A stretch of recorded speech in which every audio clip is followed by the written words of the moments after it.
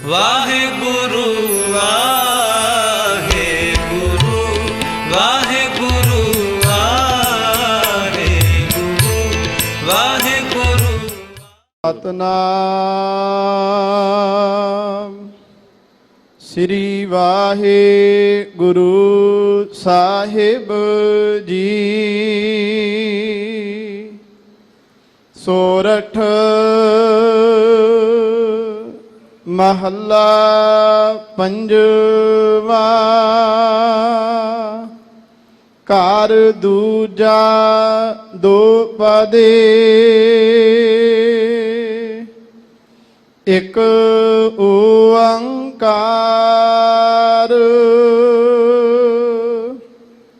ਸਤਿਗੁਰ ਪ੍ਰਸਾਦ।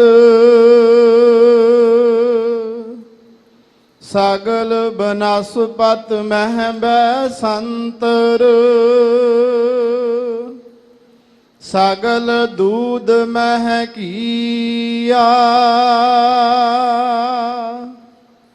ਊਚ ਨੀਚ ਮਹਿ ਜੋਤ ਸਮਾਣੀ, ਘਟ ਘਟ ਮਾਧੋ ਜੀਆ। ਸਗਲ ਬਨਸਪਤ ਮਹਿ ਬੈਸੰਤਰ, ਸਗਲ ਦੂਧ ਮਹਿ ਕੀਆ। ਊਚ ਨੀਚ ਮਹਿ ਜੋਤ ਸਮਾਣੀ, ਘਟ ਘਟ ਮਾਧੋ ਜੀਆ। ਸੰਤੋ ਘਟ ਘਟ ਰਹਿਆ ਸਮਾਹਿਓ, ਪੂਰਨ ਪੂਰ ਰਹਿਓ ਸਰਬ ਮਹਿ। ਜਲ ਥਲ ਰਮਈਆ ਆਹਿਓ, ਰਹਾਉ ਗੁਣ ਨਿਧਾਨ ਨਾਨਕ ਜਸ ਗਾਵੈ। ਸਤਿਗੁਰ ਭਰਮ ਚੁਕਾਇਓ, ਸਰਬ ਨਿਵਾਸੀ ਸਦਾ ਅਲੇਪਾ। ਸਭ ਮਹਿ ਰਹਿਆ ਸਮਾਇਓ, ਗੁਣ ਨਿਧਾਨ ਨਾਨਕ ਜਸ ਗਾਵੈ। ਸਤਿਗੁਰ ਭਰਮ ਚੁਕਾਇਓ, ਸਰਬ ਨਿਵਾਸੀ ਸਦਾ ਅਲੇਪਾ। ਸਭ ਮਹਿ ਰਹਿਆ ਸਮਾਇਓ। ਵਾਹਿਗੁਰੂ ਜੀ ਕਾ ਖਾਲਸਾ, ਵਾਹਿਗੁਰੂ ਜੀ ਕੀ ਫਤਿਹ। ਦੀਨ ਦੁਨੀਆ ਦੇ ਵਾਲੇ ਪਰਮ ਕਿਰਪਾਲੂ ਸਤਿਗੁਰੂ, ਪਤਿਤ ਪਾਵਨ ਭਗਤ ਵਸ਼ਲ, ਕਿਰਪਾ ਦੇ ਖਜ਼ਾਨੇ, ਖੰਡਾਂ ਬ੍ਰਹਮੰਡਾਂ ਦੇ ਮਾਲਕ ਸਤਿਗੁਰੂ, ਦਸਾਂ ਹੀ ਪਾਤਸ਼ਾਹੀਆਂ ਦੇ ਆਤਮਿਕ ਸਰੂਪ, ਧੰਨ ਧੰਨ ਧੰਨ ਸਾਹਿਬ ਸ੍ਰੀ ਗੁਰੂ ਗ੍ਰੰਥ ਸਾਹਿਬ ਜੀ ਮਹਾਰਾਜ, ਤਿੰਨਾਂ ਦੀ ਪਾਵਨ ਨੱਗੀ ਗੋਦ ਅੰਦਰ ਸੁਭਾਏਮਾਨ ਗੁਰੂ ਕੀ ਸਾਜੀ ਨਵਾਜੀ। ਗੁਰੂ ਰੂਪ ਖਾਲਸਾ ਸਾਧ ਸੰਗਤ ਜੀਓ।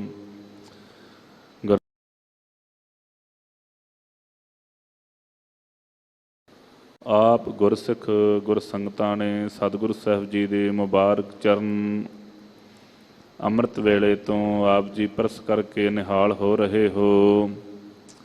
ਗੁਰਦੇਵ ਜੀ ਦੀ ਅਪਾਰ ਕਿਰਪਾ ਰਹਿਮਤ ਦਾ ਸਦਕਾ ਆਪ ਜੀ ਨੇ ਸਤਿਗੁਰੂ ਸਾਹਿਬ ਜੀ ਦੇ ਪਾਵਨ ਹਜ਼ੂਰ ਸੁਭਾਏਮਾਨ ਹੋ ਕਰਕੇ ਗੁਰਦੇਵ ਜੀ ਦੀ ਇਲਾਹੀ ਬਾਣੀ ਸ੍ਰੀ ਆਸਾ ਜੀ ਕੇ ਵਾਰ ਕੇ ਕੀਰਤਨ ਸਰਵਣ ਕਰਕੇ ਜਨਮ ਦਾ ਲਾਹਾ ਪ੍ਰਾਪਤ ਕੀਤਾ ਹੈ।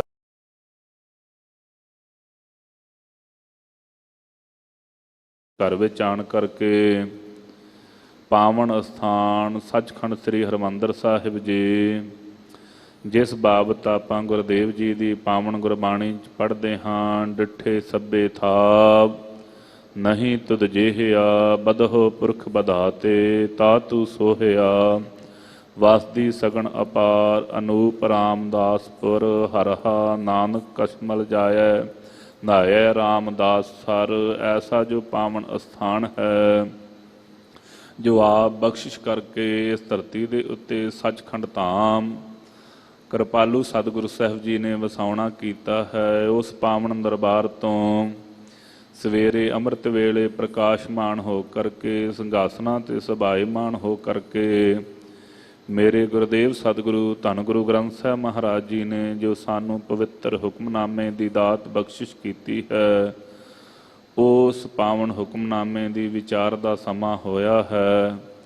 ਆਓ ਜੋ ਸਤਿਗੁਰੂ ਸਾਹਿਬ ਜੀ ਸਾਡੇ 'ਤੇ ਕਿਰਪਾ ਬਖਸ਼ਿਸ਼ ਕਰ ਰਹੇ ਹਨ, ਅੱਜ ਦੇ ਦਿਹਾੜੇ ਮਨ ਚਿੱਤ ਬਿਰਤੀਆਂ ਨੂੰ ਇਕਾਗਰ ਕਰਕੇ ਸਰਵਣ ਕਰਨਾ ਕਰੀਏ ਜੀ। ਪ੍ਰੇਮ ਸਤਿਕਾਰ ਸਹਿਤ ਜਪੋ ਸਤਨਾਮ ਸ੍ਰੀ ਵਾਹਿਗੁਰੂ ਸਾਹਿਬ ਜੀ। ਸਤਨਾਮ ਸ੍ਰੀ ਵਾਹਿਗੁਰੂ ਸਾਹਿਬ ਜੀ। ਸੋਰਠ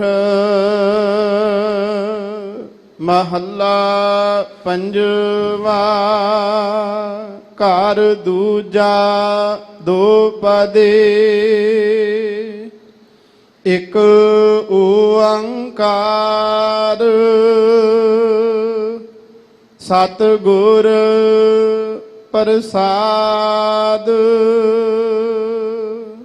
ਸੋਰਠ ਰਾਗ ਦੇ ਅੰਦਰ ਪੰਜਵੇਂ ਪਾਤਸ਼ਾਹ ਧੰਨ ਸਾਹਿਬ ਸ੍ਰੀ ਗੁਰੂ ਅਰਜਨ ਦੇਵ ਸਾਹਿਬ ਮਹਾਰਾਜ ਸ਼ਹੀਦਾਂ ਦੇ ਸਰਤਾਜ ਸਤਿਗੁਰੂ ਘਰ ਦੂਜੇ ਸੁਰਤਾਲ ਦੇ ਵਿੱਚ ਦੋ ਪਦਿਆਂ ਵਾਲਾ ਇਹ ਪਾਵਨ ਸ਼ਬਦ ਉਚਾਰਨ ਕਰਦੇ ਹਨ। ਸੋ ਸ਼ਬਦ ਦੀ ਆਰੰਭਤਾ ਤੋਂ ਪਹਿਲਾਂ ਗੁਰਦੇਵ ਜੀ ਨੇ ਮੰਗਲ ਕੀਤਾ ਹੈ। ਏਕੋ ਅਦਵੈਤ ਬ੍ਰਹਮ ਓੰਕਾਰ ਜੋ ਸਾਰਿਆਂ ਦਾ ਪ੍ਰਕਾਸ਼ਕ ਹੈ, ਸਤਿਗੁਰ ਪ੍ਰਸਾਦ ਪੂਰੇ ਗੁਰਾਂ ਦੀ, ਸਤ ਪ੍ਰਤੱਗੀ ਗੁਰਾਂ ਦੀ ਪ੍ਰਸਾਦ ਕਿਰਪਾ ਦੁਆਰਾ ਜਿਸ ਦੀ ਪ੍ਰਾਪਤੀ ਹੁੰਦੀ ਹੈ ਜੀ। ਸਗਲ ਬਨਸਪਤ ਮਹਿ ਬੈ ਸੰਤਰ। ਮੇਰੇ ਗੁਰਦੇਵ ਸਤਿਗੁਰੂ ਸਾਹਿਬ ਜੀ ਸਿੱਖ ਸੰਗਤਾਂ ਨੂੰ ਉਪਦੇਸ਼ ਦੇ ਰਹੇ ਹਨ। ਸੋ ਪਰਮੇਸ਼ਰ ਵਾਹਿਗੁਰੂ ਦੀ ਪ੍ਰਾਪਤੀ ਵਾਲੇ, ਇੱਛਾ ਰੱਖਣ ਵਾਲੇ ਪ੍ਰੇਮੀ ਸੰਤ ਜਨ ਗੁਰਦੇਵ ਜੀ ਦੇ ਹਜ਼ੂਰ ਆਏ, ਬੇਨਤੀ ਕੀਤੀ ਕਿਰਪਾਲੂ ਜੀ ਬਖਸ਼ਿਸ਼ ਕਰੋ, ਰਹਿਮਤ ਕਰੋ। ਜੋ ਅਕਾਲ ਪੁਰਖ ਵਾਹਿਗੁਰੂ ਹੈ ਉਹਦਾ ਕਿੱਥੇ ਕਿੱਥੇ ਵਾਸਾ ਹੈ। ਸੋ ਆਪ ਕਿਰਪਾ ਕਰਕੇ ਸਾਨੂੰ ਸਮਝਾਉਣਾ ਕਰੋ। ਦਿਆਲਤਾ ਦੇ ਘਰ ਵਿੱਚ ਆਣ ਕਰਕੇ ਮਹਾਰਾਜ ਜੀ ਨੇ ਬਖਸ਼ਿਸ਼ ਕੀਤੀ ਹੈ, ਸੰਤੋ ਘਟ ਘਟ ਰਮਈਆ। ਸੋ ਜਿਹੜਾ ਪਰਮੇਸ਼ਰ ਵਾਹਿਗੁਰੂ ਹੈ, ਸੰਤੋ ਘਟ ਘਟ ਰਮਈਆ ਜਿਹੜਾ ਹੈ, ਘਟ ਘਟ ਰਿਹਾ ਸਮਾਹਿਓ। ਉਹ ਪਰਮੇਸ਼ਰ ਵਾਹਿਗੁਰੂ ਘਟਾਂ ਘਟਾਂ ਦੇ ਵਿੱਚ ਸਮਾਇਆ ਹੋਇਆ ਹੈ। ਉਹ ਦਿਆਲਤਾ ਕਰਕੇ ਮਹਾਰਾਜ ਕਿਵੇਂ ਸਮਾਇਆ ਹੋਇਆ ਹੈ ਤੇ ਦੱਸਦੇ ਹਨ ਕਿ ਸਗਲ ਬਨਸਪਤ ਮਹਿ ਬੈ ਸੰਤਰ। ਜਿਤਨੀ ਬਨਸਪਤੀ ਹੈ, ਜਿਤਨੇ ਆਪਾਂ ਇਹ ਰੁੱਖ ਆਦਿਕ ਵੇਖਦੇ ਹਾਂ, ਸਾਰਿਆਂ ਦੇ ਵਿੱਚ ਪਰਮੇਸ਼ਰ ਵੱਲੋਂ ਭਾਈ ਅਗਨੀ ਜਿਹੜੀ ਠਹਿਰਾਈ ਹੋਈ ਹੈ। ਸੋ ਭਾਵੇਂ ਉਹ ਫਲ ਰਹੇ ਹਨ, ਫੁੱਲ ਲੱਗ ਰਹੇ ਹਨ, ਫਲ ਪੈ ਰਹੇ ਹਨ, ਪਰ ਪਰਮੇਸ਼ਰ ਦੀ ਆਪਣੀ ਕਿਰਪਾ ਸਦਕਾ ਉਹਦੇ ਵਿੱਚ ਅਗਨ ਟਕਾਈ ਹੋਈ ਹੈ। ਸਗਲ ਬਨਸਪਤ ਮਹਿ ਬੈ ਸੰਤਰ। ਸਗਲੇ ਜਿੰਨੇ ਵੀ ਜੀਵ ਜੰਤ ਹਨ, ਸਾਰਿਆਂ ਦੇ ਵਿੱਚ ਜਿਵੇਂ ਸਾਰਿਆਂ ਸਰੀਰਾਂ ਦੇ ਵਿੱਚ ਜਠਰਾ ਅਗਨੀ ਜਿਹੜੀ ਹੈ, ਪਰਮੇਸ਼ਰ ਵਾਹਿਗੁਰੂ ਨੇ ਆਪਣੇ ਹੁਕਮ ਦੇ ਵਿੱਚ ਬੱਧੀ ਹੋਈ ਹੈ। ਜਿੰਨਾ ਚਿਰ ਪ੍ਰਗਟ ਨਾ ਕੀਤੀ ਜਾਵੇ ਉਹਨਾਂ ਚਿਰ ਬਾਹਰ ਦਿਸਦੀ ਨਹੀਂ ਹੈ।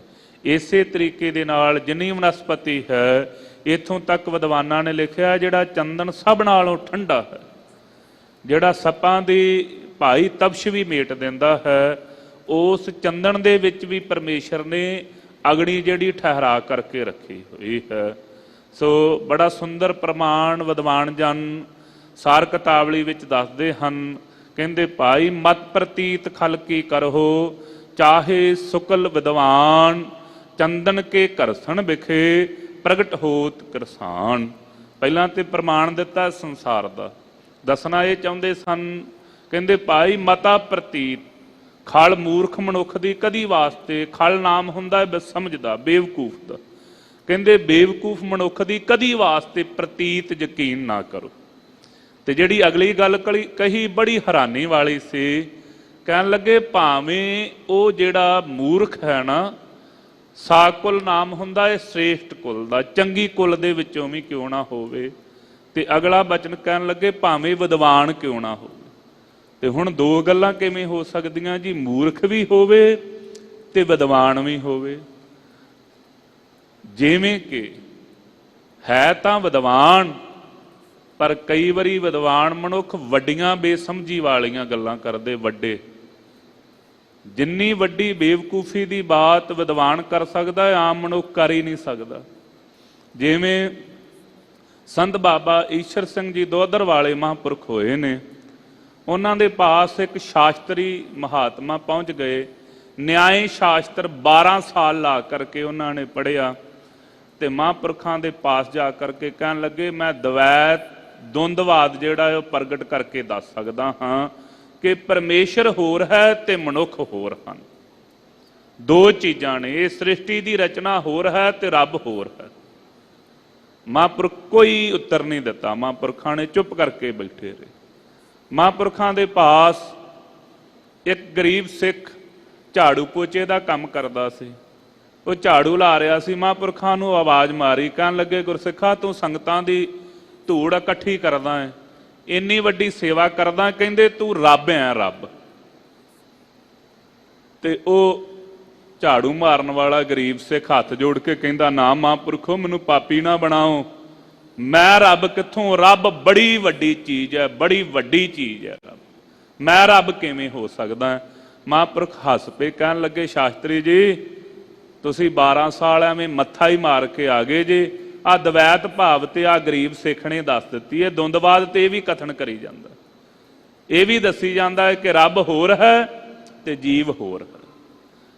ਕਹਿੰਦੇ ਮਜ਼ਾ ਤੇ ਤਾਂ ਸੀ ਜੇ ਤੁਸੀਂ ਵਿਦਿਆ ਪੜ੍ਹੀ ਸੀ, ਬਾਤ ਤੇ ਤਾਂ ਬਣਦੀ ਤੁਸੀਂ ਉਹ ਪਰਮੇਸ਼ਰ ਵਾਹਿਗੁਰੂ ਨੂੰ ਇਹ ਜਾਣ ਕਰਕੇ ਆਉਂਦੇ ਕਿ ਉਹ ਸਾਰਿਆਂ 'ਚ ਸਮਾਇਆ ਹੋਇਆ, ਸਭ ਕੁਝ ਉਹਦੀ ਹੀ ਰਚਨਾ ਹੈ, ਉਹ ਆਪ ਹੀ ਸਾਰਿਆਂ ਥਾਵਾਂ ਤੇ ਵਿਆਪਕ ਹੈ।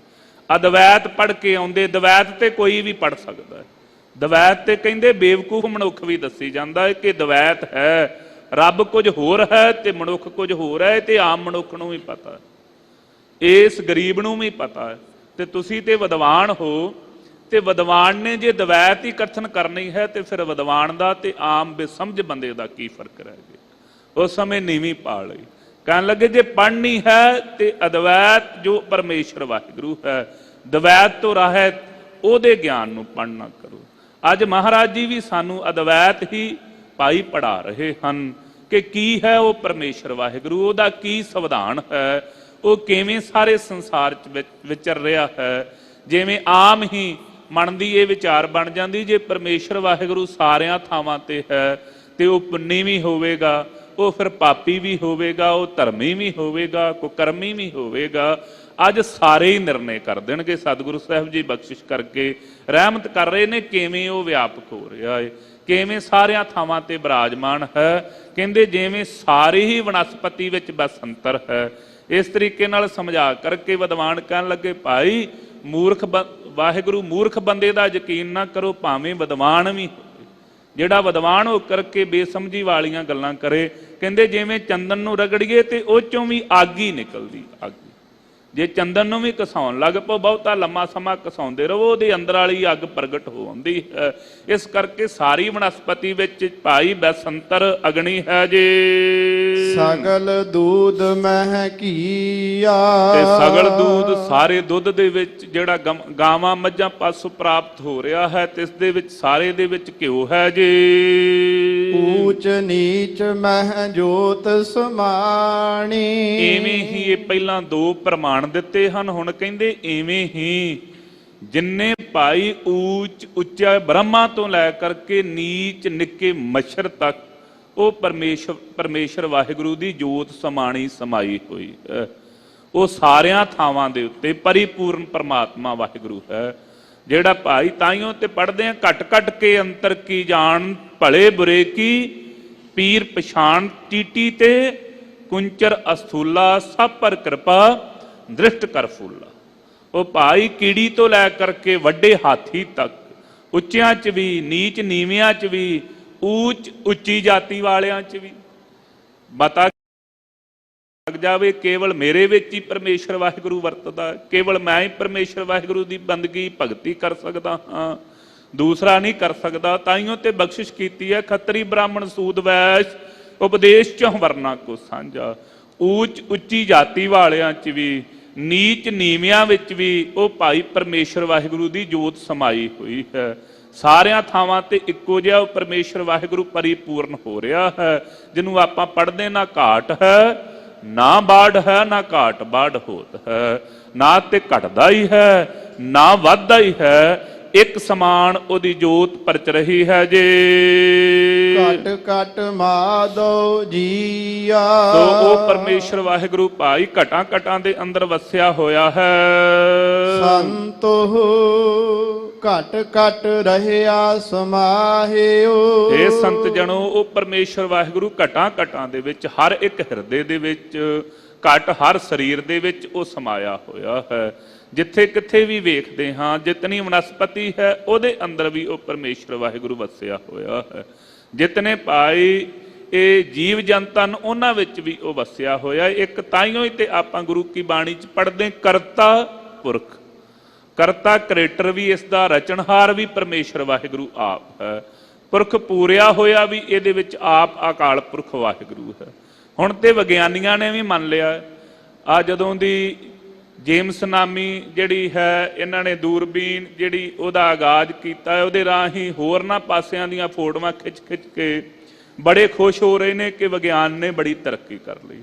ਤੇ ਨਾਲ ਨਾਲ ਇਹ ਵੀ ਮੰਨਣ ਦਾ ਪਏ ਨੇ ਵੀ ਕੋਈ ਕ੍ਰੀਏਟਰ ਹੈ, ਕੋਈ ਹੈ ਜਿਹਦੀ ਇਹ ਸਾਰੀ ਕਰੈਕਸ਼ਨ, ਇਹ ਸਾਰੀ ਜਿਹੜੀ ਸ੍ਰਿਸ਼ਟੀ ਹੈ ਜਿਹਦੀ ਰਚੀ ਹੋਈ ਹੈ। ਵੱਖੋ ਵੱਖਰੇ ਖੰਡ ਬ੍ਰਹਿਮੰਡ ਜਿਸ ਦੇ ਰਚੇ ਹੋਏ ਹਨ।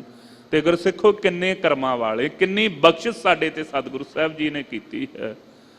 ਉਹ ਆਪ ਮੰਨਣ ਲੱਗ ਪਏ ਨੇ, ਕਹਿੰਦੇ ਵਿਗਿਆਨੀ ਇਹ ਮੰਨ ਗਏ ਨੇ ਕਿ 5% ਹੀ ਅਜੇ ਅਸੀਂ ਜਾਣਿਆ, 5%।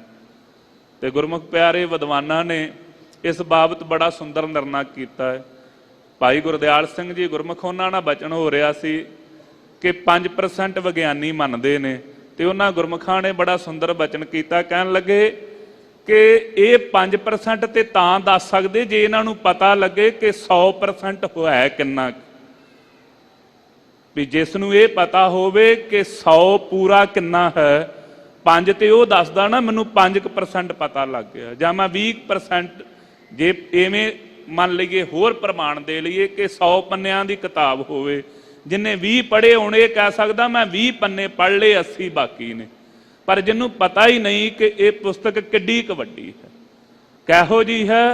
ਮਹਾਰਾਜ ਕਹਿੰਦੇ ਓੜਕ ਓੜਕ ਭਾਲ ਥਕੇ, ਵੇਦ ਕਹਿਣ ਇੱਕ ਬਾਤ, ਸਹਸ 18 ਕਹਿਣ ਕਤੇਬਾ, ਅਸਲੂ ਇੱਕ ਧਾਤ, ਲੇਖਾ ਹੋਏ ਤਾਂ ਲਿਖੀ ਹੈ, ਲੇਖੇ ਹੋਏ ਵਿਨਾਸ਼।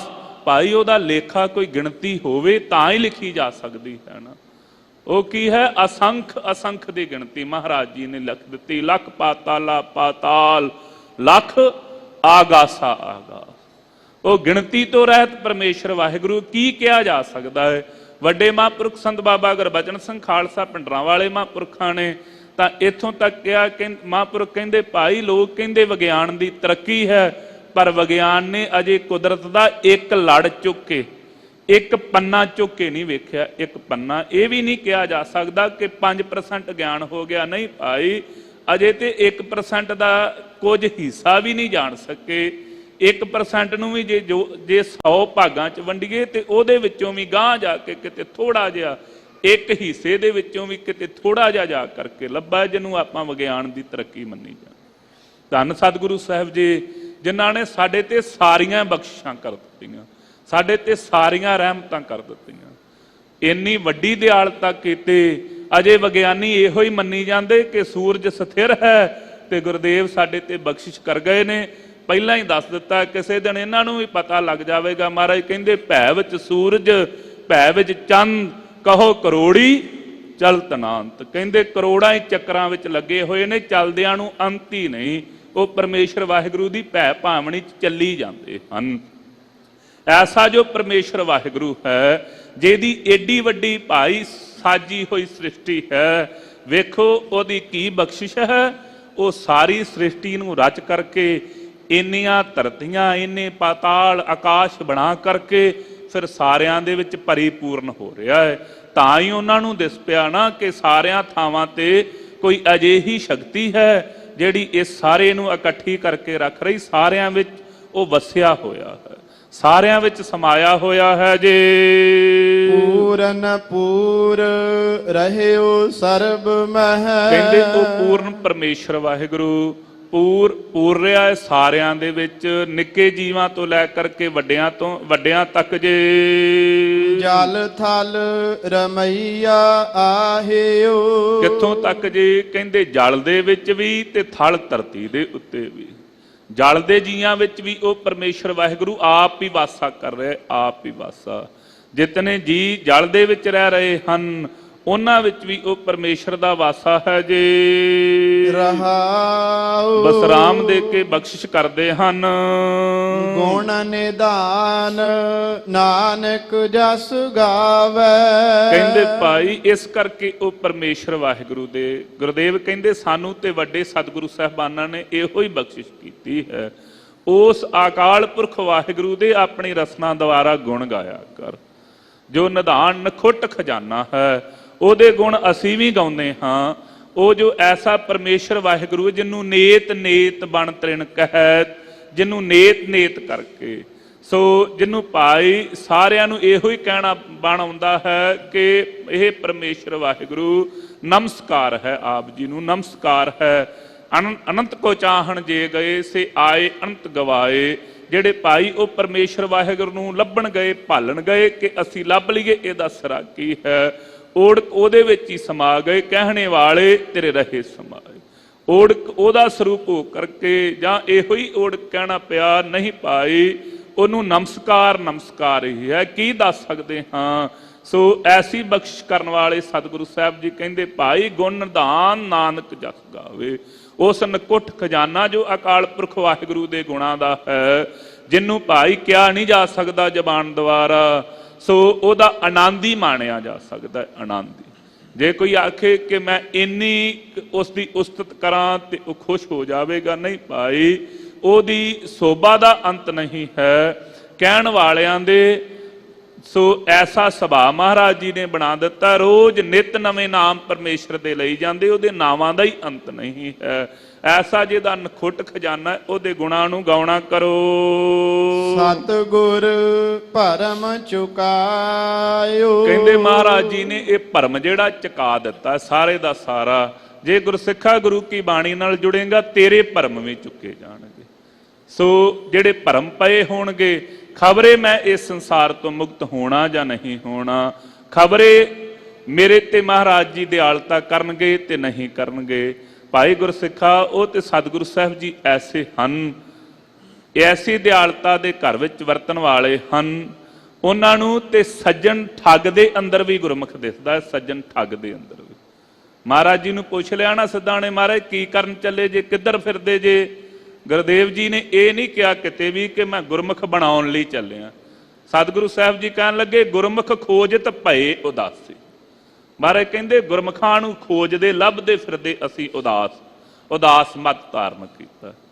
ਮਹਾਰਾਜ ਜੀ ਗੁਰਮੁਖ ਕਿੱਥੋਂ ਲੱਭੋਗੇ? ਜੇ ਅੱਜ ਕੱਲ੍ਹ ਵਰਗੇ ਸਿੱਖ ਹੁੰਦੇ, ਇਹਨਾਂ ਨੇ ਕੈਮਰੇ ਲੈ ਕੇ ਮਹਾਰਾਜ ਜੀ ਨੂੰ ਖਿਲਾਰ ਲੈਣਾ ਸੀ। ਮਹਾਰਾਜ ਜਿੱਧਰ ਨੂੰ ਤੁਸੀਂ ਤੁਰੇ ਜਾਂਦੇ ਜੇ ਨਾ, ਤੁਸੀਂ ਤੇ ਬਚਨ ਕੀਤਾ ਸੀ ਕਿ ਤੁਸੀਂ ਗੁਰਮੁਖ ਲੱਭਦੇ ਫਿਰਦੇ ਜੇ, ਗੁਰਮੁਖਾਂ ਦੀ ਖੋਜ ਕਰਦੇ ਜੇ। ਤੇ ਮਹਾਰਾਜ ਜਿੱਧਰ ਤੁਸੀਂ ਜਾਂਦੇ ਜੇ ਨਾ, ਇੱਧਰ ਭੂਮੀਏ ਚੋਰ ਦਾ ਪਿੰਡ ਹੈ, ਭੂਮੀਏ ਚੋਰ ਦਾ ਬੜਾ ਮਸ਼ਹੂਰ ਚੋਰ ਹੈ। ਇਹ ਤੇ ਸਾਰਾ ਹੀ ਚੋਰਾਂ ਦਾ ਪਿੰਡ ਹੈ, ਇੱਥੇ ਤੁਹਾਨੂੰ ਗੁਰਮੁਖ ਕਿਵੇਂ ਲੱਭ ਜਾਣਗੇ? ਇਹ ਤੇ ਗੁਰਦੇਵ ਸਤਿਗੁਰੂ ਸਾਹਿਬ ਜੀ ਦੀ ਨਜ਼ਰ ਹੈ ਨਾ, ਜਿਹਨੂੰ ਆਪਾਂ ਪੜ੍ਹਦੇ ਬ੍ਰਹਮ ਗਿਆਨੀ ਕੀ ਦ੍ਰਿਸ਼ਟ ਅੰਮ੍ਰਿਤ ਬਰਸੀ। ਇਹ ਸਤਿਗੁਰੂ ਸਾਹਿਬ ਜੀ ਦੀ ਨਜ਼ਰ ਹੈ। ਉਹਨਾਂ ਨੂੰ ਭੂਮੀਏ ਦੇ ਹਿਰਦੇ 'ਚ ਬੈਠਾ ਵੀ ਗੁਰਮੁਖ ਦਿਸਦਾ। ਆਪਾਂ ਮੰਨਣਾ ਹੀ ਨਹੀਂ ਸੀ, ਮਹਾਰਾਜ ਨਹੀਂ ਇਹ ਕਿਵੇਂ ਹੋ ਸਕਦਾ ਹੈ? ਚੋਰਾਂ ਦੇ ਨਗਰ ਤੁਹਾਡਾ ਸਾਧਾਂ ਦਾ ਜਾਣ ਦਾ ਕੰਮ ਨਹੀਂ। ਮਹਾਰਾਜ ਕਹਿੰਦੇ ਅਸੀਂ ਤੇ ਭਾਈ ਗੁਰਮੁਖ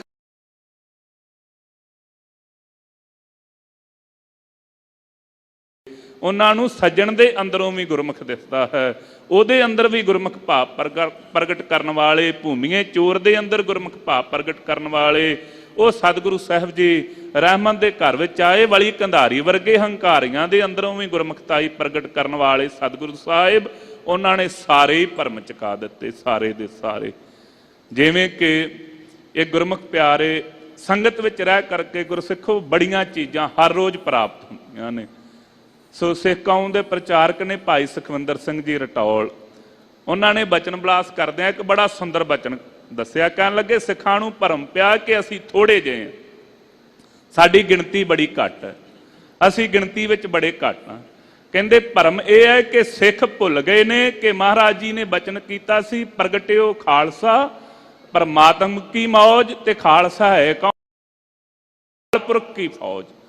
ਅਕਾਲ ਪੁਰਖ ਵਾਹਿਗੁਰੂ ਦੀ ਆਪਣੀ ਸਾਜੀ ਹੋਈ ਫੌਜ ਹੈ ਖਾਲਸਾ। ਤੇ ਕਹਿੰਦੇ ਜੇ ਆਪਾਂ ਫੌਜਾਂ ਦੀ ਗਿਣਤੀ ਕਰੀਏ, ਕਿਸੇ ਕੋ 20 ਲੱਖ, ਕਿਸੇ ਦੇਸ਼ ਕੋ 16 ਲੱਖ, ਕਿਸੇ ਕੋ 25 ਲੱਖ, ਬੜੀ ਜ਼ਿਆਦਾ ਹੋਵੇਗੀ ਕਹਿੰਦੇ 30 ਲੱਖ ਹੋਵੇਗੀ ਕਿਸੇ ਦੇ ਪਾਸ। ਕਹਿੰਦੇ ਪਰ ਖਾਲਸੇ ਦੀ ਗਿਣਤੀ ਤੇ ਆਪੇ ਮੰਨੀ ਜਾਂਦੇ ਕਿ ਅਸੀਂ 2.25 ਕਰੋੜ ਹੈ, ਥੋੜੇ ਜਿਹੇ। ਕਹਿਣ ਲੱਗੇ ਜਿਹੜੀ ਫੌਜ ਹੋਵੇ, ਜਿਸ ਦੇਸ਼ ਕੋ ਏਡੀ ਵੱਡੀ ਆਰਮੀ ਹੋਵੇ, ਕਹਿੰਦੇ ਉਹ ਮਿਨੋਰਟੀ ਕਿਵੇਂ ਹੋ ਸਕਦਾ ਹੈ? ਖਾਲਸਾ ਖੁਦ ਖੁਦਾ ਹੈ, ਖਾਲਸਾ ਖੁਦਾ ਦੀ ਸਾਜੀ ਹੋਈ ਫੌਜ ਹੈ। ਤੇ ਜੇ ਆਪਾਂ ਇਹਨੂੰ ਘਟਾ ਵੀ ਲਈਏ, ਵਿੱਚੋਂ ਬੱਚੇ ਬੀਬੀਆਂ 1 ਕਰੋੜ ਦੇ ਲਾਗੇ ਬੰਨੇ ਕੱਢ ਦਵੋ, ਫਿਰ ਕਰੋੜ ਬਚ ਗਏ। ਜੇ ਉਹਨੂੰ ਵੀ ਘਟਾ ਲਓ 50 ਲੱਖ ਹੋ ਗਏ, ਤੇ ਫਿਰ ਵੀ ਖਾਲਸੇ ਦੀ ਫੌਜ ਸਾਰਿਆਂ ਨਾਲੋਂ ਵੱਡੀ ਹੈ ਨਾ, ਕਿਸੇ ਨਾਲੋਂ ਛੋਟੀ ਤੇ ਨਹੀਂ। ਇਸ ਕਰਕੇ ਚੜ੍ਹਦੀ ਕਲਾ ਦਾ ਸੰਕਲਪ ਸਤਿਗੁਰੂ ਸਾਹਿਬ ਜੀ ਨੇ ਦਿੱਤਾ, ਸਾਰੇ ਭਰਮ ਮੁਕਾ ਦਿੱਤੇ। ਇਹ ਕਹਿ ਦਿੱਤਾ, ਹੇ ਗੁਰਸਿੱਖਾ ਅਸੀਂ ਤੇਰੇ ਨਾਲ ਸਦਾ ਅੰਗ ਸੰਗੇ ਅਭੰਗੰ ਵਿਭੂਤਿ, ਸਦਾ ਤੇਰੇ ਨਾਲ ਹਾਂ। ਇਸ ਕਰਕੇ ਖਾਲਸਾ ਖੁਦਾ ਸਾਜ ਦਿੱਤਾ ਹੈ। ਇਹ ਖਾਲਸਾ ਅਕਾਲ ਪੁਰਖ ਕੀ ਫੌਜ ਹੈ, ਅਕਾਲ ਪੁਰਖ ਕੀ ਫੌਜ। ਪਰਮੇਸ਼ਰ ਵਾਹਿਗੁਰੂ ਨੇ ਇਹ ਵੀ ਭਰਮ ਚੁਕਾ ਦਿੱਤਾ ਹੈ। ਅਥਵਾ ਜਿਹੜੇ ਹੋਰ ਭਰਮ ਪਏ ਹੋਏ ਸਨ ਉਹ ਵੀ ਸਾਰੇ ਚੁੱਕ ਦਿੱਤੇ ਹਨ। ਸਰਬ ਨਿਵਾਸੀ ਸਦਾ ਅਲੇਪਾ। ਤੇ ਮਹਾਰਾਜ ਜੇ ਉਹ ਸਾਰਿਆਂ ਥਾਵਾਂ ਤੇ ਵਸਦਾ ਹੈ ਤੇ ਫਿਰ ਉਹ ਪਾਪੀ ਪੁੰਨੀ ਹੋਵੇਗਾ? ਕਹਿੰਦੇ ਨਹੀਂ, ਵਸਦਾ ਸਾਰਿਆਂ ਵਿੱਚ ਹੈ ਪਰ ਅਲੇਪ ਹੈ। ਪਾਪ ਪੁੰਨਾਂ ਤੋਂ ਪਰੇ ਪਰਮੇਸ਼ਰ ਵਾਹਿਗੁਰੂ ਹੈ ਸਾਰਿਆਂ ਦੇ ਅੰਦਰ, ਪਰ ਸਾਰਿਆਂ ਤੋਂ ਭਿੰਨ ਹੋ ਕਰਕੇ ਵਿਚਰ ਰਿਹਾ। ਕਿਸੇ ਨਾਲ ਮਰਦਾ ਨਹੀਂ, ਕਿਸੇ ਨਾਲ ਜੰਮਦਾ ਨਹੀਂ। ਕਿਸੇ ਜੇ ਉਹ ਭਾਈ ਮਰਦਾ ਤੇ ਜੰਮਦਾ ਹੋਵੇ, ਫਿਰ ਤੇ ਜਿਹੜੇ ਜਾਤੀ ਵਾਲੇ ਕੋਈ ਕਹਿਣਗੇ ਸਾਡਾ ਰੱਬ, ਅਸੀਂ ਰੱਬ ਹੋ ਗਏ, ਸਾਡੇ ਰੱਬ ਵਰਗੇ ਸਾਰੇ ਲੱਛਣ ਨੇ, ਰੱਬ ਸਾਡੇ ਨਾਲ ਜੰਮਿਆ, ਸਾਡੇ ਨਾਲ ਮਰ ਗਿਆ। ਸਾਰਿਆਂ ਤੋਂ ਅਲੇਪ ਹੈ ਪਰਮੇਸ਼ਰ ਵਾਹਿਗੁਰੂ। ਉਹ ਸਾਰਿਆਂ ਦੇ ਵਿੱਚ ਰਹਿੰਦਾ ਹੋਇਆ ਵੀ ਇਹਨਾਂ ਪਾਪਾਂ ਪੁੰਨਾਂ ਤੋਂ ਪਰੇ ਹੈ ਜੀ। ਸਭ ਮਹਿ ਰਹਿਆ ਸਮਾਇ, ਪਰ ਸਮਾਇਆ ਸਾਰਿਆਂ ਦੇ ਵਿੱਚ ਹੈ। ਇਸ ਬਾਬਤ ਬੜਾ ਸੁੰਦਰ ਪ੍ਰਮਾਣ, ਕਿਹੋ ਜੀ ਉਹ ਕਿਵੇਂ ਸਮਾਇਆ ਹੋਇਆ ਹੈ ਤੇ ਦਿਸਦਾ ਕਿੰਨਾ ਨੂੰ ਹੈ। ਸੋ ਗਿਆਨੀ ਸਤਨਾਮ ਸਿੰਘ ਜੀ ਦਮਦਮੀ ਟਕਸਾਲ ਦੇ ਵਿਦਿਆਰਥੀ ਗੁਰਮੁਖਾਂ ਨੇ ਬਾਬਾ ਠਾਕਰ ਸਿੰਘ ਜੀ ਮਹਾਂਪੁਰਖਾਂ ਦਾ ਬਚਨ ਸੁਣਾਇਆ। ਕਹਿਣ ਲੱਗੇ ਇੱਕ ਵਾਰੀ ਸਵੇਰੇ ਅੰਮ੍ਰਿਤ ਵੇਲੇ 1:30 ਵਜੇ ਦਾ ਸਮਾਂ ਸੀ ਤੇ ਮਹਿਤੇ ਨਗਰ ਦੇ ਵਿੱਚ ਇੱਕ ਵਾਲਮੀਕ ਜੀ ਦਾ ਮੰਦਿਰ। ਉੱਥੇ ਕਹਿੰਦੇ ਕਿ ਉਹ ਜਿਹੜੇ ਵਾਲਮੀਕੀ ਸਿੱਖ ਸਨ ਉਹ ਸਾਰੇ ਇਕੱਤਰ ਹੋ ਕਰਕੇ ਤੇ ਪਰਮੇਸ਼ਰ ਦੇ ਗੁਣ ਗਾਉਣ ਸਵੇਰੇ ਸਵੇਰੇ।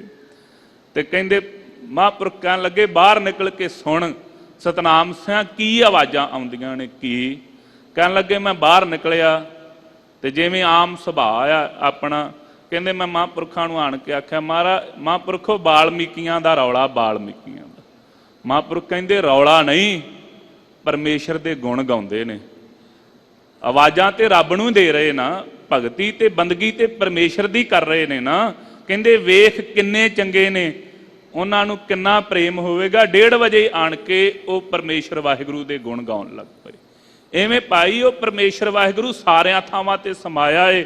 ਇਹ ਪਰਮੇਸ਼ਰ ਦੇ ਪਿਆਰੇ ਸੰਤਾਂ ਮਹਾਤਮਾ ਭਗਤਾਂ ਨੂੰ ਦਿਸਦਾ ਹੈ, ਨਜ਼ਰੀ ਆਉਂਦਾ। ਸਾਡੇ ਤੇ ਮਹਾਰਾਜ ਕਿਰਪਾ ਕਰਨ। ਅਜੋਕੇ ਸਮੇਂ ਮੈਂ ਬੇਨਤੀ ਕਰਦਾ ਜਿਹੜੇ ਭਗਵਾਨ ਵਾਲਮੀਕ ਜੀ ਨੂੰ ਵੀ ਪੂਜਣ ਵਾਲੇ ਨੇ, ਉਹਨਾਂ ਨੂੰ ਬੇਨਤੀ ਹੈ ਕਿ ਇਤਿਹਾਸ ਜ਼ਰੂਰ ਪੜ੍ਹਿਆ ਕਰੋ।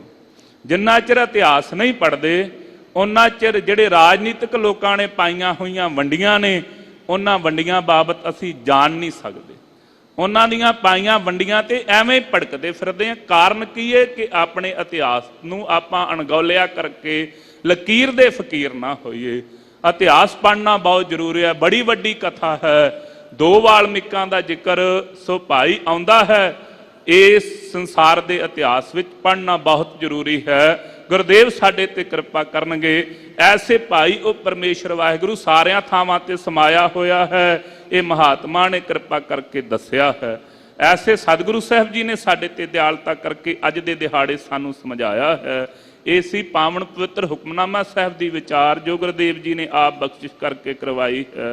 ਹੁਣ ਜੋ ਲੜੀਵਾਰ ਕਥਾ ਦੱਖਣੀ ਓਂਕਾਰ ਬਾਣੀ ਦੀ ਸਤਿਗੁਰੂ ਸਾਹਿਬ ਜੀ ਦੀ ਬਖਸ਼ਿਸ਼ ਸਦਕਾ ਚੱਲ ਰਹੀ ਹੈ, ਜਿਸ ਦੇ ਵਿੱਚ ਆਪ ਜੀ ਨੇ ਪਿੱਛੇ 17 ਪੌੜੀਆਂ ਦੀ ਕਥਾ ਗੁਰਮੁਖ ਸਿੱਖਾਂ ਦੀ ਰਸਨਾ ਪਾਸੋਂ ਸਰਵਣ ਕੀਤੀ ਹੈ। ਅੱਗੇ ਜਿਵੇਂ 18ਵੀਂ ਪੌੜੀ ਵਿੱਚ ਉਪਦੇਸ਼ ਸਾਨੂੰ ਸਤਿਗੁਰੂ ਸਾਹਿਬ ਜੀ ਕਰ ਰਹੇ ਹਨ। ਆਓ ਮਨ ਚਿਤ ਬਿਰਤੀਆਂ ਨੂੰ ਇਕਾਗਰ ਕਰਕੇ ਸਰਵਣ ਕਰੀਏ। ਕਾਮ ਕ੍ਰੋਧ ਕਾਇਆ ਕਉ ਗਾਲੈ। ਸੋ ਬਖਸ਼ਿਸ਼ ਕਰਦੇ ਨੇ ਮਹਾਰਾਜ ਜੀ ਨੇ, ਦਿਆਲਤਾ ਕਰ ਰਹੇ ਹਨ। ਕਹਿੰਦੇ ਗੁਰਸਿੱਖਾ ਕਾਮ ਕ੍ਰੋਧ ਜਿਹੜੇ ਨੇ ਨਾ, ਇਹ ਵਕਾਰ, ਇਹ ਸਰੀਰ ਨੂੰ ਗਾਲਣ ਵਾਲੇ ਹਨ। ਇਹਨਾਂ ਦੀ ਇੱਛਾ ਸਰੀਰ ਦੇ ਅੰਤ ਦਾ ਕਾਰਨ ਬਣ ਜਾਂਦੀ ਹੈ। ਸਰੀਰ ਨੂੰ ਭਾਈ ਗਾਲ ਛੱਡਿਆ ਇਹਨਾਂ ਨੇ। ਕਾਮ ਬਾਬਤ ਵਿਦਵਾਨਾਂ ਨੇ ਕਿਹਾ, ਕਾਮ ਕਾਮ ਸਭ ਕੋ ਕਹੈ, ਕਾਮ ਨਾ ਜਾਣੈ ਕੋਏ, ਜਿਤਨੀ ਮਨ ਕੀ ਕਾਮਨਾ ਕਾਮ ਕਹਾਵੈ ਸੋਏ। ਜਿੰਨੀਆਂ ਇੱਛਾਵਾਂ ਲੱਗੀਆਂ ਹੋਈਆਂ ਨੇ ਪਰ ਪਦਾਰਥ ਦੀਆਂ, ਪਰ ਦਰਬ ਦੀਆਂ, ਪਰਾਏ ਤਨ ਦੀਆਂ, ਇਹ ਸਾਰੀਆਂ ਜਿੰਨੀਆਂ ਕਾਮਨਾਵਾਂ ਇੱਛਾਵਾਂ ਹਨ ਹਿਰਦੇ ਦੀਆਂ, ਕਹਿਣ ਲੱਗੇ ਇਹ ਸਾਰੀਆਂ ਸਰੀਰ ਨੂੰ ਗਾਲਣ ਵਾਲੀਆਂ। ਜਿਹੜਾ ਕ੍ਰੋਧ ਹੈ, ਕ੍ਰੋਧ ਬਾਬਤ ਵਿਦਵਾਨ ਕਹਿੰਦੇ ਨੇ, ਕਾਲ ਕੂਟ ਅਰ ਕ੍ਰੋਧ ਮੈਂ ਬੜੋ ਅੰਤਰੋ ਆਹੇ, ਕ੍ਰੋਧ ਨਜਾਸਰੈ ਕੋਦ ਹੈ, ਵੇਖਣਾ ਸਵਾਸਰੈ ਦਾ। ਕਾਲ ਕੂਟ ਨਾਮ ਹੈ ਜ਼ਹਿਰ ਦਾ। ਕਹਿੰਦੇ ਜ਼ਹਿਰ ਤੇ ਕ੍ਰੋਧ ਵਿੱਚ ਬੜਾ ਵੱਡਾ ਅੰਤਰ ਹੈ। ਕਹਿੰਦੇ ਜ਼ਹਿਰ ਜਿਸ ਭਾਂਡੇ ਵਿੱਚ ਰਹਿੰਦਾ ਹੈ ਉਹਨੂੰ ਕੱਖ ਨਹੀਂ ਕਰਦਾ, ਪਰ ਕ੍ਰੋਧ ਜਿਸ ਸਰੀਰ ਵਿੱਚ ਰਹਿੰਦਾ ਹੈ ਉਹਦੇ ਪੱਲੇ ਕੱਖ ਨਹੀਂ ਰਹਿਣ ਦਿੰਦਾ, ਉਹਨੂੰ ਸਾੜ ਕੇ ਰੱਖ ਦਿੰਦਾ।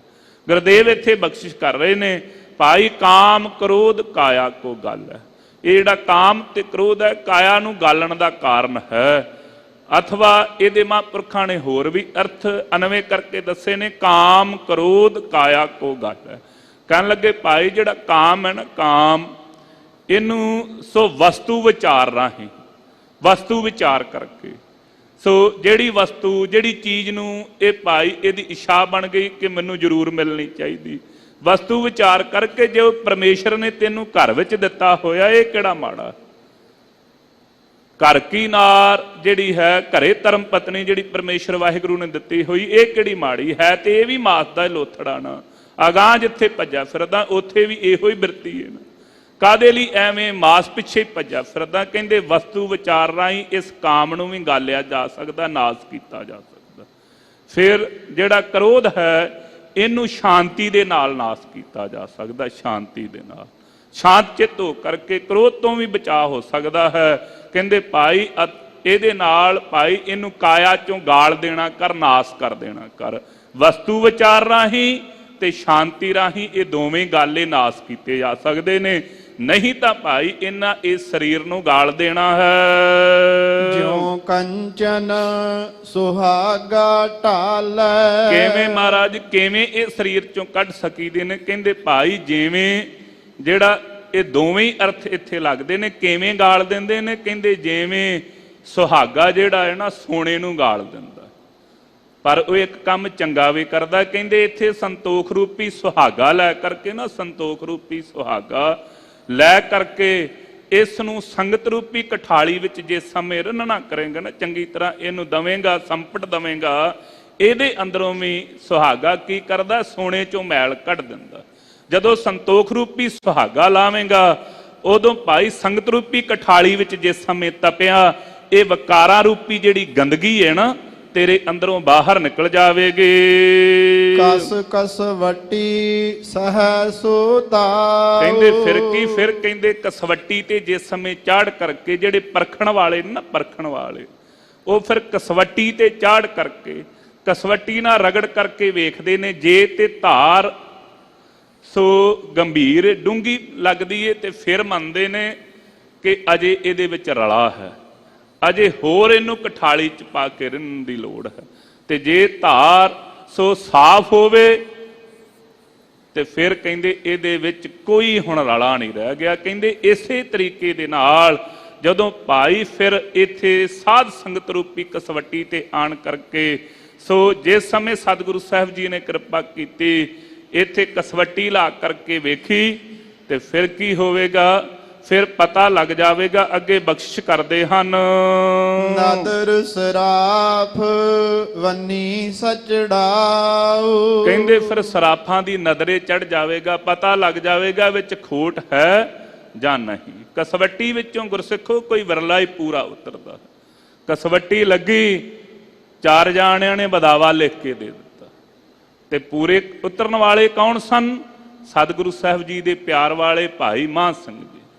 ਮੇਰੇ ਗੁਰਦੇਵ ਸਤਿਗੁਰੂ ਸਾਹਿਬ ਜੀ ਨੇ ਬਖਸ਼ਿਸ਼ ਕੀਤੀ, ਰਹਿਮਤ ਕੀਤੀ।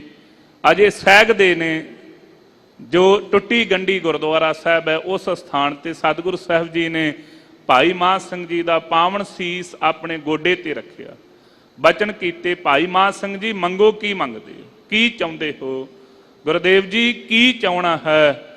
ਜਿਸ ਦਰਸ਼ਨਾਂ ਨੂੰ ਜੋਗੀ ਸਰ, ਜਿਨ੍ਹਾਂ ਦਰਸ਼ਨਾਂ ਨੂੰ ਵੱਡੇ ਵੱਡੇ ਤਪੀਸਰ ਤਰਸਦੇ ਹਨ ਕਿ ਅੰਤ ਸਮੇਂ ਪਰਮੇਸ਼ਰ ਵਾਹਿਗੁਰੂ ਦੇ ਦਰਸ਼ਨ ਹੋ ਜਾਣ, ਗੁਰਦੇਵ ਸਤਿਗੁਰੂ ਆਪ ਜੀ ਨੇ ਰਹਿਮਤ ਕੀਤੀ, ਉਹ ਦਰਸ਼ਨ ਬਖਸ਼ੇ ਹਨ। ਹੁਣ ਭੁੱਖ ਹੀ ਕੋਈ ਨਹੀਂ ਰਹਿ ਗਈ, ਹੋਰ ਕੀ ਮੰਗਣਾ? ਉਸ ਸਮੇਂ ਕਹਿੰਦੇ ਬਚਨ ਕੀਤੇ, ਮਹਾਂ ਸਿੰਘ ਸਾਡੇ ਚਿੱਤ ਦੀ ਇੱਛਾ ਹੈ, ਜੋ ਮੰਗਣਾ ਚਾਹੋ ਮੰਗ ਲਵੋ। ਬਖਸ਼ਿਸ਼ ਦੇ ਘਰ ਵਿੱਚ ਗੁਰੂ ਨਾਨਕ ਦੇਵ ਮਹਾਰਾਜ ਜੀ ਦਾ ਘਰ ਏਡਾ ਵੱਡਾ ਹੈ, ਇਹ ਮੁਰਦਿਆਂ ਨੂੰ ਜਿਉਂਦੇ ਕਰ ਸਕਦਾ। ਤੁਸੀਂ ਮੰਗੋ ਕੀ ਮੰਗਦੇ ਹੋ? ਹੱਥ ਜੋੜ ਕੇ ਆਖਿਆ, ਪਾਤਸ਼ਾਹ ਜੇ ਫਿਰ ਦੇਣ ਤੇ ਹੀ ਆਏ ਜੇ, ਜਿਹੜਾ ਬਦਾਵਾ ਲਿਖ ਕੇ ਦਿੱਤਾ ਉਹ ਪਾੜ ਦਵੋ। ਭਾਈ ਮਹਾਂ ਸਿੰਘ ਬਦਾਵਾ ਉਹਨਾਂ ਵਾਸਤੇ ਜਿਨ੍ਹਾਂ ਲਿਖ ਕੇ ਦਿੱਤਾ, ਤੇਰੇ ਵਾਸਤੇ ਨਹੀਂ, ਤੁਸੀਂ ਮੰਗੋ ਕੀ ਮੰਗਦੇ ਹੋ? ਗੁਰਦੇਵ ਕਿਰਪਾ ਕਰੋ, ਇਹੋ ਹੀ ਇੱਕ ਮੰਗ ਹੈ, ਹੋਰ ਮੰਗ ਹੈ ਹੀ ਕੋਈ ਨਹੀਂ।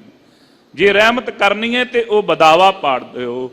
ਕੁੱਟ ਕੇ ਹਿੱਕ ਨਾ ਲਾ ਕੇ ਆਖਿਆ, ਮਹਾਂ ਸਿੰਘ ਤੂੰ ਸਾਰੇ ਹੀ ਦੇਸ਼ ਦੀ ਸਿੱਖੀ ਰੱਖ ਲਈ, ਸਾਰੇ ਮਾਝੇ ਦੇਸ਼ ਦੀ ਸਿੱਖੀ ਤੁਸੀਂ ਰੱਖ ਲੈਣਾ ਕੀਤੀ।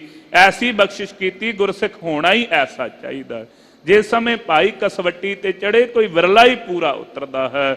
ਜਿਹੜਾ ਉਤਰ ਜਾਵੇ ਭਾਈ, ਉਹ ਫਿਰ ਸਰਾਫਾਂ ਦੀ ਨਜ਼ਰ ਵਿੱਚ ਆ ਜਾਂਦਾ ਹੈ, ਸੰਪੂਰਨ ਹੋ ਜਾਂਦਾ ਹੈ ਜੀ। ਜਗਤ ਪਸ਼ੂ ਅਹੰਕਾਲ ਕਸਾਈ, ਤੇ ਮਹਾਰਾਜ ਜਿਹਦਾ ਫਿਰ ਇਹੋ ਜਿਹਾ ਸੁਭਾਅ ਨਾ ਬਣੇ, ਜਿਹੜਾ ਗੁਰੂ ਕੀ ਬਖਸ਼ਿਸ਼ ਦਾ ਪਾਤਰ ਨਾ ਬਣੇ, ਤੇ ਮਹਾਰਾਜ ਕਹਿੰਦੇ ਉਹਦਾ ਜੀਵਨ ਪਸ਼ੂਆਂ ਵਾਲਾ, ਪਸ਼ੂਆਂ ਵਾਲਾ। ਤੇ ਜਿਹੜਾ ਕਾਲ ਹੈ ਨਾ, ਜਿਹੜਾ ਸਮਾਂ ਹੈ, ਇਹ ਕਸਾਈ ਦੀ ਨਿਆਈ ਵਿਚਰ ਰਿਹਾ ਹੈ। ਜਗਤ ਹੈ ਪਸ਼ੂ ਦੀ ਨਿਆਈ। ਪਰਮੇਸ਼ਰ ਵਾਹਿਗੁਰੂ ਦੀ ਪ੍ਰੇਮਾ ਭਗਤੀ ਤੋਂ ਬਿਨਾਂ ਪਸ਼ੂਆਂ ਵਾਲਾ ਜੀਵਨ ਹੈ, ਪਸ਼ੂਆਂ ਵਾਲਾ। ਕਿਉਂ ਜੀ? ਖਾਂਦੇ ਤਾਂ ਪਸ਼ੂ ਵੀ ਹਨ। ਸੋ ਇਸੇ ਤਰੀਕੇ ਦੇ ਨਾਲ ਭੋਗਾਂ ਨੂੰ ਭੋਗ ਪਸ਼ੂ ਵੀ ਰਹੇ ਹਨ। ਸਮਾਂ ਆਏ ਤੇ ਸੰਸਾਰ ਤੋਂ ਚਲੇ ਉਹਨਾਂ ਨੇ ਵੀ ਜਾਣਾ। ਇਸ ਕਰਕੇ ਜੇ ਕੇਵਲ ਖਾਣ ਹੰਡਾਉਣ ਵਿੱਚ ਹੀ ਜ਼ਿੰਦਗੀ ਲੰਘਾ ਦਿੱਤੀ ਨਾ, ਆਮ ਇੱਕ ਆਪਣਾ ਤਕੀਆ ਕਲਾਮ ਬਣਿਆ, ਇਹੋ ਜਗ ਮਿੱਠਾ ਅਗਲਾ ਕਿਸੇ ਨਾ ਡਿੱਠਾ। ਗੁਰਦੇਵ ਕਹਿੰਦੇ ਜੇ ਇਹੋ ਹੀ ਅਵਸਥਾ ਬਣੀ ਤੇ ਫਿਰ ਪਸ਼ੂਆਂ ਦੀ ਅਵਸਥਾ ਤੇ ਤੇਰੀ ਅਵਸਥਾ 'ਚ ਕੋਈ ਬਹੁਤਾ ਫਰਕ ਨਹੀਂ। ਸੋ ਐਵੇਂ ਹੀ ਹੈ, ਜਿਵੇਂ ਉਹ ਪਸ਼ੂ ਇੱਥੋਂ ਖਾ ਪੀ ਕੇ ਤੁਰ ਜਾਣਗੇ, ਐਵੇਂ ਤੂੰ ਤੁਰ ਜਾਵੇਂਗਾ। ਇਸ ਤੋਂ ਵੱਧ ਕੱਖ ਨਹੀਂ। ਕਾਮ ਭੋਗ ਕਰਕੇ, ਕਿਰਿਆ ਕਰਕੇ ਤੁਰਿਆ ਜਾਵੇਂਗਾ, ਉਹ ਵੀ ਤੁਰ ਜਾਣਗੇ। ਇਸ ਕਰਕੇ ਚੇਤੇ ਰੱਖੀ, ਫਿਰ ਕਾਲ ਕਸਾਈ ਦੀ ਨਿਆਈ ਤੇਰੇ ਦਿਵਾਲੇ ਹੋਇਆ ਫਿਰ ਰਿਹਾ ਹੈ। ਕਰ ਕਰਤੈ ਕਰਨੀ ਕਰ ਪਾਈ, ਕਹਿੰਦੇ ਭਾਈ ਉਹ ਪਰਮੇਸ਼ਰ ਵਾਹਿਗੁਰੂ ਕਰਤੇ ਨੇ। ਸੋ ਇਹ ਸਾਰੇ ਮਨੁੱਖਾਂ ਦੇ ਸਰੀਰਾਂ ਅੰਦਰ ਜਿਵੇਂ ਜਿਵੇਂ ਦੀ ਕਰਨੀ ਹੈ, ਜਿਵੇਂ ਜਿਵੇਂ ਦੇ ਕਰਮ ਕਰੇਗਾ, ਉਵੇਂ ਉਵੇਂ ਦੀ ਪਰਾਲਬਧ ਪਾਈ ਹੋਈ ਹੈ ਜੀ। ਜਿਨ ਕੀਤੀ ਤਿਨ ਕੀਮਤ ਪਾਈ, ਜਿਨਨੇ ਭਾਈ ਇਹ ਸ੍ਰਿਸ਼ਟੀ ਕੀਤੀ ਸਾਜੀ ਹੈ, ਜਾਂ ਭਾਈ ਜਿਨਨੇ ਭਗਤੀ ਕੀਤੀ ਹੈ ਪਰਮੇਸ਼ਰ ਵਾਹਿਗੁਰੂ ਦੀ, ਤਿਸਨੇ ਕੀਮਤ ਪਾ ਲੈਣਾ ਕੀਤੀ ਹੈ ਜੀ। ਹੋਰ ਕਿਆ ਕਹੀਐ ਕਿਛ ਕਹਿਣ ਨਾ ਜਾਏ, ਕਹਿੰਦੇ ਹੋਰ ਕੀ ਕਹਿਣਾ ਭਾਈ, ਪਰਮੇਸ਼ਰ ਵਾਹਿਗੁਰੂ ਦੇ ਗੁਣਾਂ ਨੂੰ ਕਹਿਣ ਤੋਂ ਬਾਰੇ ਹਨ। ਖੋਜਤ ਖੋਜਤ ਅੰਮ੍ਰਿਤ ਪੀਆ, ਸੋ ਖੋਜਦਿਆਂ ਖੋਜਦਿਆਂ ਜਿਨ੍ਹਾਂ ਨੂੰ ਭਾਈ ਸਤਿਗੁਰੂ ਸਾਹਿਬ ਜੀ ਦਾ ਪਾਵਨ ਦਰ ਮਿਲ ਗਿਆ, ਜਿਨ੍ਹਾਂ ਤੇ ਰਹਿਮਤ ਬਖਸ਼ਿਸ਼ ਹੋ ਗਈ, ਜਿਹੜੇ ਜਗਿਆਸਾ ਰੱਖ ਕਰਕੇ ਖੋਜ ਲੱਭ ਰਹੇ ਸਨ, ਉਹਨਾਂ ਨੇ ਭਾਈ ਸਤਿਗੁਰੂ ਸਾਹਿਬ ਜੀ ਦੀ ਸ਼ਰਨ ਵਿੱਚ ਆਣ ਕਰਕੇ ਸੋ ਇਹ ਸ਼ਬਦ ਰੂਪੀ ਅੰਮ੍ਰਿਤ ਪੀਣਾ ਕੀਤਾ ਰਸਨਾ ਦੁਆਰਾ। ਉਹਨਾਂ ਨੇ ਪ੍ਰਤੱਖ ਅੰਮ੍ਰਿਤ ਪੰਜਾਂ ਪਿਆਰਿਆਂ ਪਾਸੋਂ ਦਾਤ ਪ੍ਰਾਪਤ ਕਰ ਲਈ ਹੈ।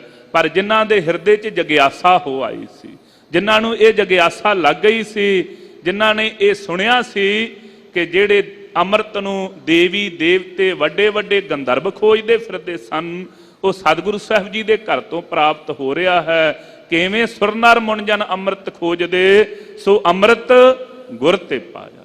ਸੋ ਉਹ ਅੰਮ੍ਰਿਤ ਸਤਿਗੁਰੂ ਸਾਹਿਬ ਜੀ ਦੇ ਪਾਸੋਂ ਭਾਈ ਪ੍ਰਾਪਤ ਹੋ ਗਿਆ। ਖੰਡੇ ਬਾਟੇ ਦੀ ਪੌਲ ਛਕ ਕਰਕੇ ਪ੍ਰਾਪਤ ਹੋਇਆ ਹੈ। ਅਥਵਾ ਬਾਣੀ ਗੁਰੂ ਗੁਰੂ ਹੈ ਬਾਣੀ, ਵਿੱਚ ਬਾਣੀ ਅੰਮ੍ਰਿਤ ਸਾਰੇ, ਗੁਰਬਾਣੀ ਕਹੈ ਸੇਵਕ ਜਨ ਮਾਨੇ, ਪ੍ਰਤੱਖ ਗੁਰੂ ਨਸਤਾਰੇ। ਇਹ ਸ਼ਬਦ ਰੂਪੀ ਅੰਮ੍ਰਿਤ ਉਹਨਾਂ ਨੇ ਪੀਣਾ ਕੀਤਾ ਹੈ ਜੇ।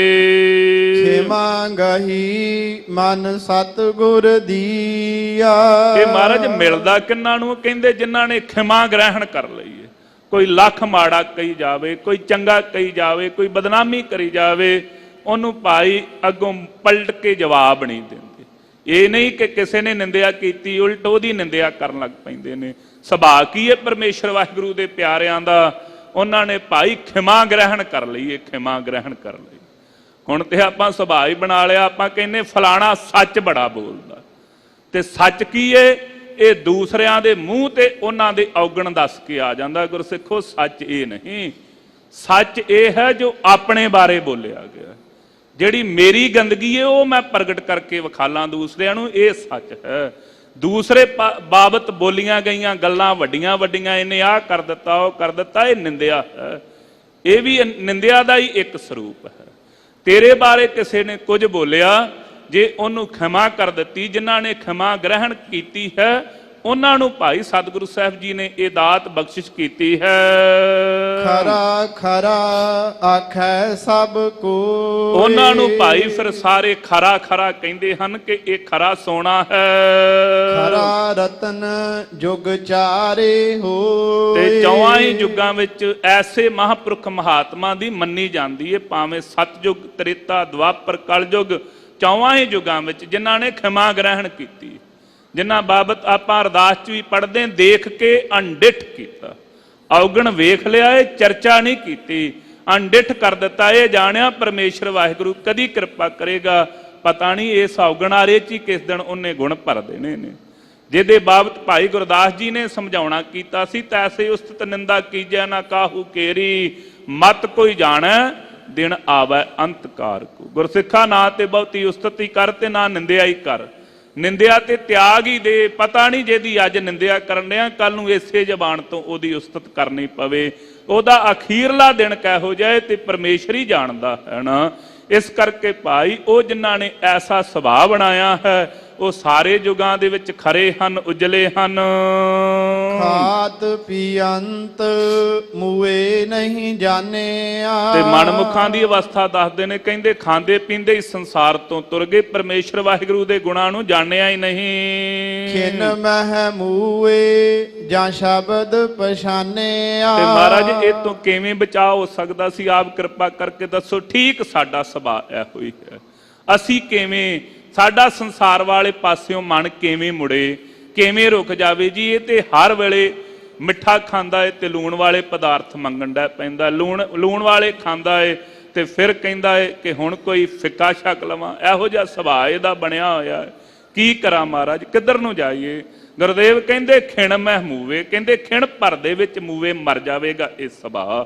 ਮਹਾਰਾਜ ਕਿਵੇਂ? ਕਹਿੰਦੇ ਜਾ ਸ਼ਬਦ ਪਛਾਣਿਆ। ਜੇ ਸਤਿਗੁਰੂ ਸਾਹਿਬ ਜੀ ਦੇ ਦਵਾਰੇ ਤੇ ਆਣ ਕਰਕੇ ਸ਼ਬਦ ਨਾਲ ਸਾਂਝ ਪਾ ਲਵੇਂ, ਇਹ ਜਿਹੜਾ ਮਨ ਦਾ ਸਿਆਪਾ ਪਿਆ ਹੋਇਆ, ਕਦੀ ਇੱਧਰ ਨੂੰ ਭੱਜਦਾ ਕਦੀ ਇੱਧਰ ਨੂੰ ਭੱਜਦਾ ਹੈ, ਇਹ ਸਾਰਾ ਰੁਕ ਜਾਵੇਗਾ। ਖਿਣ ਭਰ ਦੇ ਵਿੱਚ ਉਹ ਭਾਈ ਸੰਸਾਰ ਦੀ ਤਰਫੋਂ ਮੂਵੇ ਮਰ ਗਏ ਹਨ। ਸੰਸਾਰ ਦੀ ਤਰਫੋਂ ਉਹ ਉਲਟ ਕੇ ਪਰਮੇਸ਼ਰ ਵਾਹਿਗੁਰੂ ਦੇ ਦਰ ਤੇ ਜਿਉਂਦੇ ਹੋ ਗਏ ਨੇ।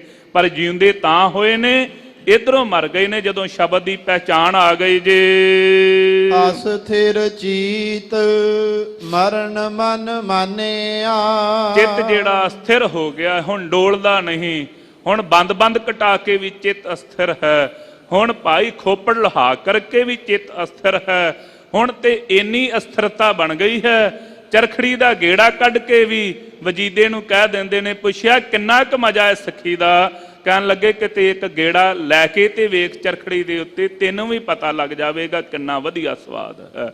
ਐਸਾ ਚਿੱਤ ਹੈ। ਫਿਰ 22 ਦਿਹਾੜਿਆਂ ਤੱਕ ਖੋਪੜ ਤੋਂ ਬਿਨਾ ਆਪਣੇ ਬਚਨ ਕਰਕੇ ਸਥਿਰ ਹੋ ਕੇ ਚੌਂਕੜਾ ਲਾ ਕੇ ਬੈਠੇ ਜਪਜੀ ਸਾਹਿਬ ਜੀ ਦੇ ਪਾਠ ਦੇ ਅੰਦਰ ਆਪਣੇ ਆਪ ਨੂੰ ਪਰੋਇਆ ਹੋਇਆ ਹੈ। ਐਸਾ ਅਸਥਿਰ ਹੈ ਚਿੱਤ ਉਹਨਾਂ ਦਾ, ਪਰਮੇਸ਼ਰ ਵਾਹਿਗੁਰੂ ਦੇ ਦੁਆਰੇ ਤੇ ਮਰਨਾ ਮੰਨ ਲਿਆ, ਕਬੂਲ ਕਰ ਲਿਆ ਹੈ ਜੀ। ਗੁਰ ਕਿਰਪਾ ਤੇ ਨਾਮ ਪਛਾਨਿਆ। ਕਿੰਨਾਂ ਨੇ? ਜਿਨ੍ਹਾਂ ਨੇ ਭਾਈ ਗੁਰੂ ਸਾਹਿਬ ਜੀ ਦੀ ਪ੍ਰਸਾਦ ਕਿਰਪਾ ਦੁਆਰਾ ਪਰਮੇਸ਼ਰ ਵਾਹਿਗੁਰੂ ਦੇ ਵਿੱਚ ਆਪਣੇ ਮਨ ਨੂੰ ਮਨਾ ਲੈਣਾ ਕੀਤਾ, ਅਥਵਾ ਜਿਨ੍ਹਾਂ ਤੇ ਗੁਰੂ ਕੀ ਕਿਰਪਾ ਹੋ ਗਈ ਉਹਨਾਂ ਦਾ ਭਾਈ ਮਨ ਮੰਨ ਗਿਆ ਹੈ। ਆਪਾਂ ਵੀ ਅਰਦਾਸ ਕਰੀਏ, ਹੇ ਗੁਰਦੇਵ ਸਤਿਗੁਰੂ ਸਾਹਿਬ ਸਾਡੇ ਤੇ ਦਿਆਲਤਾ ਕਰੋ, ਰਹਿਮਤ ਕਰੋ।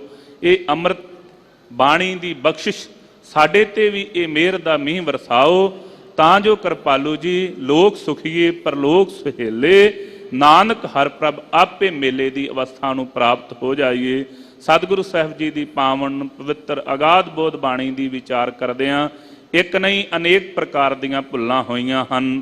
ਸਤਿਗੁਰੂ ਸਾਹਿਬ ਤੇ ਗੁਰੂ ਕੀ ਸੰਗਤ ਬਖਸ਼ਣਹਾਰ ਹੈ, ਬਖਸ਼ ਲੈਣੀਆਂ ਜੀ, ਅਗਾਹਾਂ ਤੋਂ ਸਮਤ ਬਖਸ਼ਣੀ। ਆਸ ਥਿਰ ਚੀਤ ਮਰਨ ਮਨ ਮਾਨਿਆ, ਗੁਰ ਕਿਰਪਾ ਤੇ ਨਾਮ ਪਛਾਨਿਆ। ਵਾਹਿਗੁਰੂ ਜੀ ਕਾ ਖਾਲਸਾ, ਵਾਹਿਗੁਰੂ ਜੀ ਕੀ ਫਤਿਹ। ਵਾਹਿਗੁਰੂ ਜੀ ਕਾ ਖਾਲਸਾ, ਵਾਹਿਗੁਰੂ ਜੀ ਕੀ ਫਤਿਹ। ਸ਼ੇਰੇ ਪੰਜਾਬ ਗੁਰਬਾਣੀ YouTube ਚੈਨਲ ਨੂੰ ਵੱਧ ਤੋਂ ਵੱਧ ਸਬਸਕ੍ਰਾਈਬ ਕਰੋ ਤੇ ਇਸ ਤੇ ਗੁਰਬਾਣੀ ਸ਼ਬਦ ਕੀਰਤਨ ਤੇ ਇਤਿਹਾਸ ਨਾਲ ਵੱਧ ਤੋਂ ਵੱਧ ਜੁੜ ਕੇ ਆਨੰਦ ਮਾਣੋ ਤੇ ਆਪਣੀ ਜ਼ਿੰਦਗੀ ਨੂੰ ਸਫਲ ਕਰੋ। ਵਾਹਿਗੁਰੂ ਜੀ ਕਾ ਖਾਲਸਾ, ਵਾਹਿਗੁਰੂ ਜੀ ਕੀ ਫਤਿਹ।